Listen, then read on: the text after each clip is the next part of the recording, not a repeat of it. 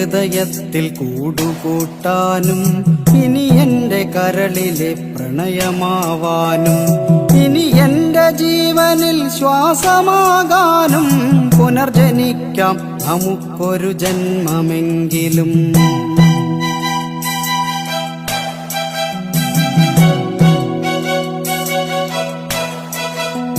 ഗതി മാറിയൊഴുകുന്ന നിള പോലെ നമ്മൾ ഈ ജന്മം വഴി പിരിഞ്ഞൊഴുകിയകലുമ്പോൾ പ്രാണനിൽ പ്രണയവും മിഴികളിൽ നോവുമായി കണ്ണീർ കയത്തിൽ നാം വിധിയെ പഴിക്കുന്നു.